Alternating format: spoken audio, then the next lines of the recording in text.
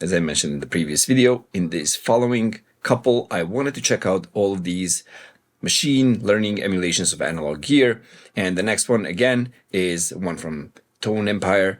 It's called LT2. It's a compressor. It's, again, an emulation of an old British compressor. So I wanted to see how it functions and would that be something I could include in my workflow, because I do admit they really have a nice color. When they do get it, it's the workflow that I can't get around and the usability in my perspective, at least. Let's see, maybe as in the previous one, it would be just glued to one setting and I just kept that on the master bus and just engage it or not engage it just to get the color and the, feel, the glue. Why not? Definitely. So the first thing I noticed would be this gain fade in and fade out stuff that happens like as any other, as I mentioned, but this time it happens with the parameters.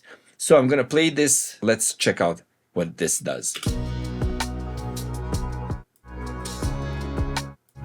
So you see, every time I change the release time, I'm guessing it's a new impulse response being loaded.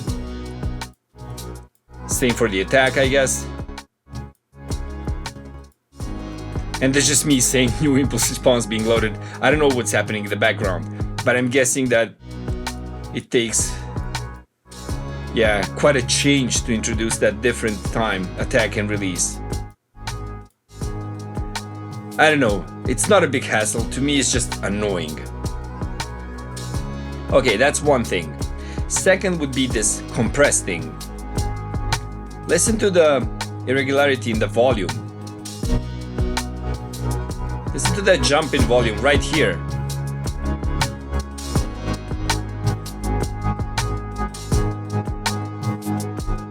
I know I'm just riding your nerves probably, but it's just really awkward. So that's with the automatic gain compensation on. If I turn it off and I play, got no volume because I'm guessing that the threshold is fixed. It's impulse response based. So I'm guessing the threshold is fixed and the compression just controls the gain input into that compression circuit. And then we can see the gain reduction, I guess.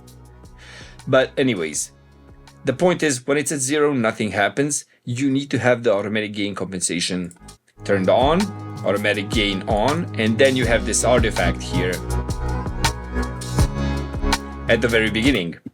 I'm guessing that's from going from 0 into actually engaging the processing. That's the only thing I can mention. Now, let me get some nice settings so we can see what this compression glue actually sounds like. Let's get to the most important part. So let me try it like, let's say 10 milliseconds and then really fast try to glue this.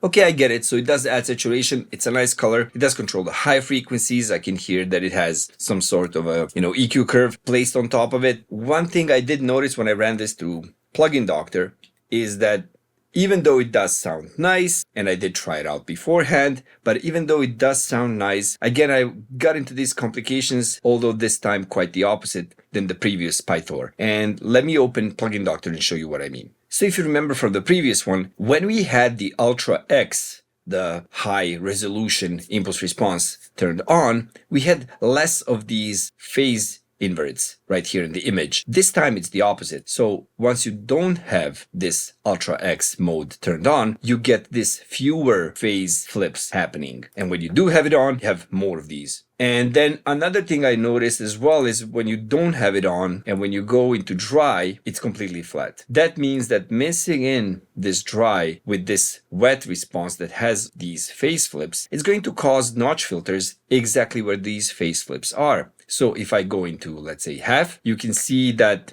if I go to my frequency response, you can see we have a notch filter right here and right here as well. Okay, it's at 20 hertz. It's really low, that one. And this one is really high, like whatever. What is this? 16, 17 kilohertz. It's really high, but I'm guessing that that's not something that you want when you're going dry wet, having that notch filter. Still, it could just be a color that somebody might like on specific things. So if you want to go dry wet, this non-Ultra X mode is not that good. So the Ultra X mode is actually going to retain all of the phase flips except for the last one, which is somewhere below 20 kilohertz right here. It is only this part of the frequency spectrum that's going to get affected by the phase flips. Everything else is going to stay the same. So in between the dry and the wet, you see these stay identical. That means that none of them are going to create any notch filters. So why do I pay so much attention to this dry wet and what's happening with the phases? If you're going to use the dry wet mix in a digital, setting like this, I presume it's going to be more often that you're going to be using the dry wet mix knob on the plugin. Okay, knowing how DAWs are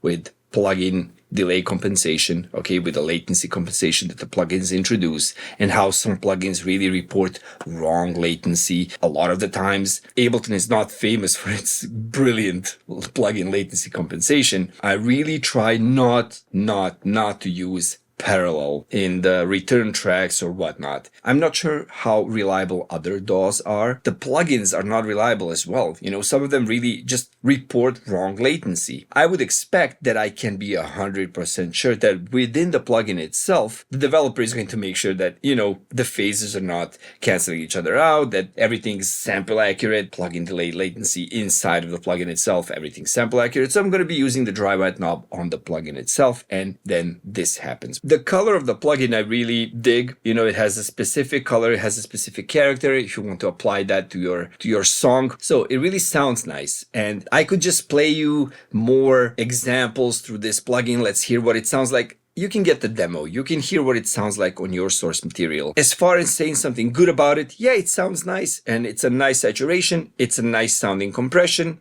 based on what I've managed to check out in such a short while. But I also have to pay attention to the cons, the things that actually deter me from using these, because my whole point of checking these out is maybe I haven't given them enough chance because I'm not a big fan of these machine learning kind of impulse response EQs and compressors, whatever. Things that deter me the most are these fade-ins and fade-outs, in between different modes or attack release times, depends on the plugin. And these phase issues that happen here, as I said, it's not a big deal.